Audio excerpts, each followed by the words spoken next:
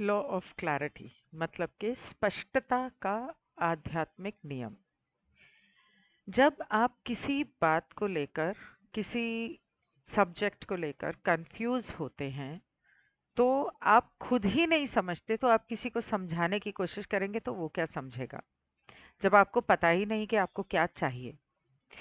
जब आप उस चीज़ के बारे में पूरी तरह से स्पष्ट होते हैं कि आप क्या चाहते हैं, तो हर कोई आपके संदेश को समझता है और उसी के हिसाब से प्रतिक्रिया करता है, मतलब कि आपको रिस्पॉन्ड करता है, कि जवाब देता है। ओके, सो मुझे नहीं पता था कि पाकिस्तान से कुछ लोग वीडियो देख रहे हैं, और क्योंकि वो देख रहे हैं तो उन्हें ये शुद्ध हिंदी शायद समझ में नहीं आए, तो मैं चलित भाषा में बोलने की कोशिश करूंगी। स्पष्टता मतलब क्लैरिटी, मतलब सफाई से अपने दिमाग में किसी बात को जानना, समझना, देखना। साफ नहीं दिखाई देता है तो हम चश्मा पहनते हैं ताकि हमें साफ तरीके से दिखाई दे। वही स्पष्टता है। स्पष्टता की कमी मानसिक ऊर्जा को बढ़ा देती है, बांध देती है और आपको भ्रम में रखती है। स्पष्टता आपके आगे बढ़ने के लिए मुक्त करती है और अवसर के नए द्वार खोलती है। मतलब कि जब आप किसी बात को लेकर, किसी फैसले को लेकर अपने दिमाग में क्लियर नहीं है, तो आप उलझे हुए रहते हैं और हो सकता है कि ऐसे में आप गलत फैसला ले लें। लेकिन जब आपको क्लैरिटी मिलती है, अब क्लैरिटी के कई कारण हो सकते हैं, डिपेंड करता है कि आपकी प्रॉब्लम क्या है, कि आपका मसला क्या है, आपका सवाल क्या है। तो जब आपको क्लैरिटी मिलती है तो एक तरह से आप आज़ाद हो जाते हैं। जैसे मसलन एक बच्चे को 10th या 12th के बाद या ग्रेजुएशन के बाद, समझ लो कि 10th के बाद वो कॉलेज जाने वाला है। अब उसके दिमाग में क्लियर नहीं है कि उसे कौन सा करियर लेना है, तो करियर के हिसाब से वो अपनी कॉलेज की स्ट्रीम तय करेगा। तो जब उसे नहीं पता है कि वो किस चीज़ में बेटर है, मतलब एक होता है इंसान को पता है कि मैं ये काम बहुत अच्छे से करता हूँ और मुझे इसमें मज़ा आता है। जैसे कुछ लोगों को मैथ्स और फिज़िक्स में बहुत मज़ा आता है और वो उसे बहुत अच्छे से समझ भी जाते हैं और कर भी लेते हैं, सुलझा लेते हैं प्रॉब्लम्स को। तो वो साइंस की स्ट्रीम लेंगे, क्वांटम फिज़िक्स की स्ट्रीम लेंगे। जिन लोगों को उसमें जिन लोग जो लोग जैसे कुछ बच्चे होते हैं जो हर सब्जेक्ट को थोड़ा-थोड़ा समझते हैं, बहुत ज़्यादा उनको नहीं पता। तो ऐसे में आम तौर पे मैं उन लोगों को, बच्चों को कहती हूँ कि आप न्यूमरोलॉजी का एक सेशन ले लो। पेरेंट्स को कहती हूँ, क्योंकि न्यूमरोलॉजी से पता चल जाता है कि बच्चा कौन से पहली बात तो ये कि बच्चे का फ्यूचर जो है, वो कौन से स्ट्रीम की तरफ है। जैसे बहुत बार लोग मेरे पास आए जिन्होंने 30, 35, 40 साल के बाद, उम्र के बाद सडनली तय किया कि हमें अपना करियर चेंज करना है। साइबर से लेके, मतलब कुछ ऐसा, साइबर नहीं, मतलब क्या कहते हैं, इंटरनेट की जो काम होते हैं ना, जो सॉफ्टवेयर, उसका काम छोड़ के सडनली, मुझे याद है एक क्लाइंट थी जिसे संगीत करना था, क्योंकि उसे संगीत का बहुत शौक था, लेकिन उसका टाइम वैसा था आने वाले समय में। यही अगर शुरू से उसने उसी की पढ़ाई की होती, उसी में ग्रेजुएशन की होती संगीत में, और उसी पर काम किया होता, तो ये वो वक्त होता जब वो संगीत में बहुत आगे निकल सकती थी। लेकिन वो शुरुआत इतनी देर से कर रही थी कि आगे क्या, मतलब खैर वो तो बात की बात है, आगे निकलती है या सीखना शुरू करती है। इसी तरह से शादी होती है, इंसान को यही नहीं पता होता। एक्चुअली अपने अंदर मन में झांक के देखो, इंसान को यही नहीं पता होता कि मुझे अपने पार्टनर में क्या चाहिए। ये तो पता है कि क्या नहीं चाहिए, और फिर जिस चीज पे फोकस करते हैं कि मुझे ये नहीं चाहिए, ये नहीं चाहिए, ये नहीं चाहिए, law of focus, law of attention, law of reflection and law of projection के हिसाब से जिंदगी में वही मैनिफेस्ट करते हैं कि नहीं नहीं, मुझे ऐसी बीवी नहीं चाहिए या ऐसा पति नहीं चाहिए, लेकिन आएगा वैसा ही। क्यों? क्योंकि आप उस पे फोकस कर रहे हो जो आपको नहीं चाहिए, उस पे फोकस नहीं कर रहे हो जो आपको चाहिए। तो जब आप कंफ्यूज्ड होते हो तो आप गलत फैसले ले लेते हो। जब आपको अपना गोल पता है, आपको अपना सवाल ठीक से पता है, तब आपको क्लैरिटी लेने में आप जैसे कुछ चीज़ें होती हैं जिसमें आपको रिसर्च करने की ज़रूरत है। रिसर्च करोगे तो आपको क्लैरिटी मिलेगी। जैसे आपको नौकरी करनी है, आप 2, 3, 4 कंपनीज़ में आपने अपना सीवी भेज दिया। आपको क्लैरिटी नहीं है कि कहाँ मिलेगा या कौन-सा जॉब मेरे लिए अच्छा होगा। मैं इसके भी काबिल हूँ, मैं सेल्स भी कर सकती हूँ, मैं मार्केटिंग भी कर सकती हूँ, मैं कस्टमर पीआर भी कर सकती हूँ, मैं एचआर भी कर सकती हूँ। कर तो सब सकते हो। आपका एक्सपीरियंस भी हो सकता है सभी फ़ील्ड्स में थोड़ा-थोड़ा। लेकिन आपका समय क्या आने वाला है या आपका के लिए वहाँ पर जैसे कई बार होता है लोग कहते हैं कि मुझे जॉब के लिए मैंने अप्लाई किया है। तो अप्लाई किया है, मिलेगा कहाँ पर? ये फिर मैं टैरो करके उन्हें बताती हूँ। और चलो आपको 4 कंपनीज़ में मिल जाएगा, आपने 10 में अप्लाई किया, 4 में मिल जाएगा। कहाँ पर किस तरह की परेशानी आएगी, ये टैरो करके बता देती हूँ। तो फिर उनकी चॉइस है कि वो कहाँ पर लेते हैं। यहाँ पर बॉस की परेशानी आएगी, यहाँ पर कोलीग्स की परेशानी आएगी, यहाँ पर पैसे कम होंगे, वहाँ पर आपको प्रमोशन मिलेगी या आपकी बढ़ोतरी होगी। तो वो इंसान को क्लैरिटी मिल जाती है तो तब वो सोचता है कि हाँ, अब मुझे पता है कि मुझे अगर ये नौकरी मिली भी तो मुझे उसके लिए वेट करना है और वो आएगी। तो ये सिर्फ एक एग्जाम्पल था, जबकि इस तरह के बहुत सारे क्लाइंट्स की रीडिंग्स मैं कर चुकी हूँ टैरो न्यूमरोलॉजी के, पर that was an example clarity का देने के लिए कि जब इंसान क्लियर नहीं होता है अपने माइंड में कि मैं कौन से करियर में बेस्ट करूँगा, मुझे कहाँ पर सफलता मिलेगी, तो वो उलझा हुआ रहता है और कभी-कभी गलत फैसले ले लेता है भ्रम में आके। और जब क्लैरिटी मिलती है तो एक तरह से वो एक सुकून महसूस करता है और एक तरह से उसे आज़ादी मिलती है और उसके रास्ते के दरवाजे खुलने लगते हैं। स्पष्टता के नियम को सक्रिय करने में 2 तरीके हैं। अगर आप इसे इस लॉ ऑफ क्लैरिटी को आप यूज़ करना चाहते हैं तो इसके तो सक्रिय करने के मतलब एक्टिवेट करने के 2 नियम हैं। एक तो ये कि आप खोए-खोए रहें, निराश रहें और समझ ही ना पाएँ, उलझे हुए रहें।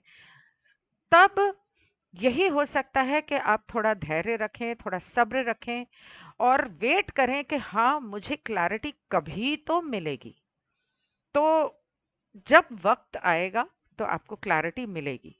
कुछ चीज़ों में, कुछ सवालों में इस तरह इंतज़ार भी करना पड़ता है। और जब फिर आपको क्लैरिटी मिलेगी तब आप अपना कदम उठाएँ। और दूसरा होता है उस किसी भी एक रास्ते में आपने कदम उठा लिया। जब आपने कदम उठाया तब आपके इंट्यूशन ने या आपके मन ने आपसे कहा कि हाँ चलो ये एक्सपेरिमेंट करके देखते हैं। ये ज़रूरी है कि आप आगे बढ़ने का फैसला लें, चाहे ये कितना भी आपको मतलब डर लग रहा हो, मुश्किल लग रहा हो, इनसिक्योरिटी हो रही हो कि मैंने ये बिजनेस शुरू करना है, पता नहीं मैं कमाऊंगा या पैसा लूज करूंगा, लेकिन कोशिश तो करके देखो। जो होगा वो तो बाद में होगा। या तो मतलब मुझसे रीडिंग ले लो, मैं एग्जाम्पल दे रही हूँ, और या तो फिर आप एक कदम उठा के देखो, इस तरफ भी उस तरफ भी देखो, आपको दोनों में से आपके दिल को क्या अच्छा लग रहा है। क्योंकि जहां आपका दिल खुश नहीं होगा उस करियर में आप कभी सफलता नहीं पा सकते, क्योंकि वहां पर आप दिल से काम नहीं करोगे। जहां आपका दिल खुश होगा वहां पर आप दिल से काम करोगे तो सफलता हासिल हो सकती है। ऑफ कोर्स, अगर आपकी किस्मत में हुई या अगर वो आपका रास्ता हुआ। यदि आप निर्णय न लेने का निर्णय लेते हैं तो आप निर्णय ले चुके हैं, मतलब फैसला ना करना भी एक फैसला होता है, कदम ना उठाना भी एक फैसला होता है, एक कदम ही होता है कि मुझे शादी करनी है या नहीं करनी है, मुझे डिवोर्स लेना है या नहीं लेना है। आप दोनों ही नहीं करते, सोचते ही रह जाते हो, सोचते ही रह जाते हो, सोचते ही रह जाते हो और सालों निकल जाते हैं क्योंकि आपने कुछ एक्शन ना लेने का फैसला किया है। डिसीशन जब जो शब्द है लैटिन भाषा में डिसे डेरे से आया है। ये कहाँ गया? ये जो शब्द है ये डेसिडेर से आया है। लैटिन में डेसिडेर का मतलब होता है काटना, काट देना किसी चीज को। और जिसका अर्थ है काट देना एक निर्णय, एक फैसला।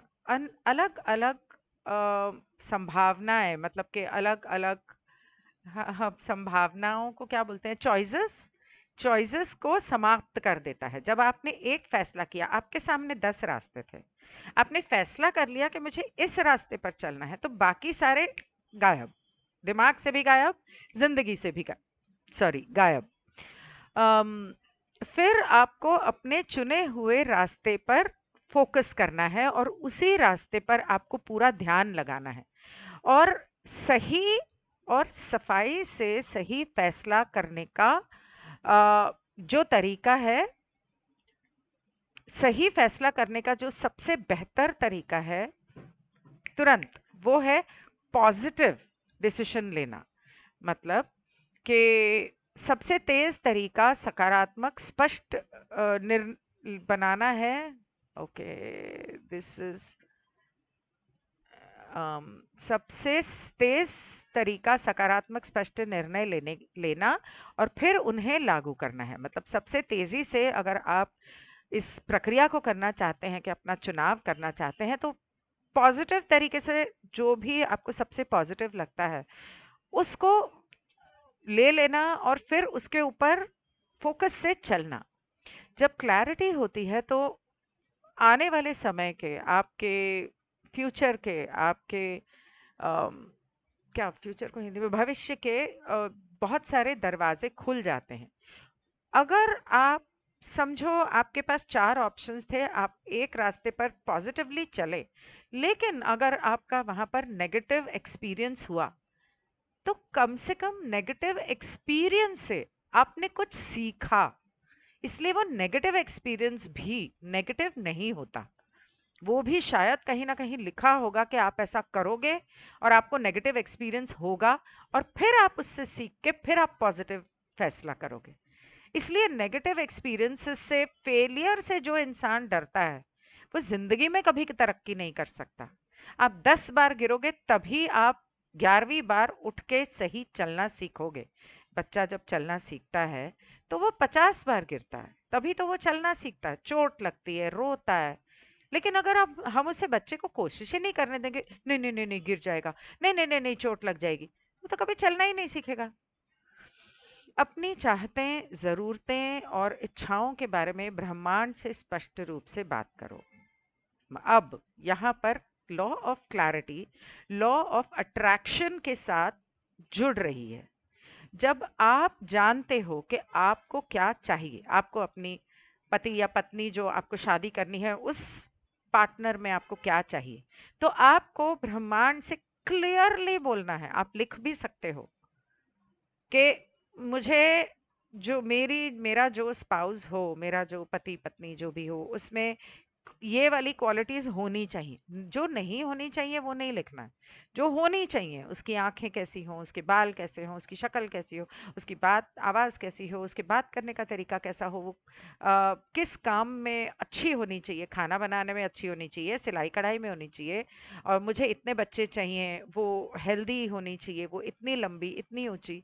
आपको नौकरी चाहिए तो आप उस बारे में एफर्मेशंस लिखो कि मुझे होनी चाहिए, के बजाय आपने लिखना है वो ऐसी है। तो नौकरी के बारे में आप एफर्मेशंस लिखोगे कि मैं जहाँ नौकरी करता हूँ वहाँ मेरा बॉस जो है वो बहुत सपोर्टिव है, मेरे कोलीग्स बहुत फ्रेंडली और सपोर्टिव हैं, वहाँ पर मैं इतने बजे से इतने बजे तक काम करता हूँ। या अगर आप बिजनेस करना चाहते हैं तो आप एफर्मेशंस लिखेंगे, मैं अपने बिजनेस में सक्सेसफुल हूँ, मैं इतने घंटे काम करता हूँ, मैंने इतने पैसे लगाए हैं और मुझे इतना रिटर्न आता है, मैं दिन ब दिन तरक्की कर रहा हूँ। इस तरह के जब आप एफर्मेशंस लिखते हो, तो एक तरह से आप ब्रह्मांड को बोल रहे हो कि, और लिखते वक्त क्या होता है, कई बार क्लैरिटी जो नहीं थी पहले वो आ जाती है। जब आप लिखने बैठोगे कि मुझे कितना कमाता हूँ, थोड़ा सा प्रैक्टिकल भी होना चाहिए, लेकिन जब आप ये लिखते हो कि मैं एक महीने में इतना कमाता हूँ, तो पहले तो आप सोचोगे कि मुझे 2 लाख चाहिए। फिर आप सोचोगे पता नहीं, शुरू शुरू में 2 लाख कुछ ज़्यादा नहीं हो गया, अच्छा चल 1 लाख कर देता हूँ। पर प्रैक्टिकली सोचो तो इतना इन्वेस्टमेंट करने के बाद ज़्यादा से ज़्यादा मैं शायद 80,000 कमाऊं। तो चलो शुरुआत में 80,000 कमाता हूं और धीरे धीरे दिन ब दिन मेरी कमाई बढ़ती जा रही है। इस तरह मेरे ये पार्टनर है या मैं अकेला काम कर रहा हूँ, मेरा परिवार मुझे सपोर्ट करता है। इस तरह से जब आप सोचने लगोगे और मेडिटेशन में उसको विजुअलाइज करोगे, मतलब मेडिटेशन में जाके आपको देखना है कि वो हो रहा है, पूरा सब कुछ देखना है और उसको देखते वक्त आपको वो खुशी, वो सफलता, वो महसूस करनी है अपने अंदर। और फिर देखो कितनी जल्दी हो सकता है, मतलब अगर आपकी किस्मत में हुआ ऑफ कोर्स, तो डेफिनेटली हो सकता है आप अपनी किस्मत बदलने में कामयाब हो जाओ। सिर्फ एक ही चीज किस्मत बदल सकती है, वो है कर्म, उसके अलावा कुछ नहीं। और सही चॉइस, स्पष्ट विचार और इरादे ब्रह्मांड से वही लेते हैं जिसकी आपको अपने जीवन में आवश्यकता होती है। जो चीजें आप जीवन से चाहते हैं उन्हें पाने के लिए अपरिहार्य पहला कदम यह है कि तय करें कि आप क्या चाहते हैं, क्या है। अब ये बेन स्टीन ने एक कोट लिखा है कि सबसे पहला कदम जिसका आप कुछ नहीं कर सकते, वो आपको उठाना ही है। वो सबसे पहला कदम ये है कि पहले ये तय करो कि आपको ज़िंदगी से क्या चाहिए और मुझे जो ये चीज़ चाहिए, उसमें से मुझे क्या चाहिए, क्या नहीं चाहिए नहीं सोचना है। मुझे फ़ेल नहीं होना नहीं सोचना है। मुझे मैं सक्सेसफुल होऊँगा स कॉन्फिडेंटली, वो सोचना है और कॉन्फिडेंट होना है। तो ये था लॉ ऑफ क्लैरिटी। अब मेडिटेशन का टाइम हो गया, so I will see you in the meditation. Bye.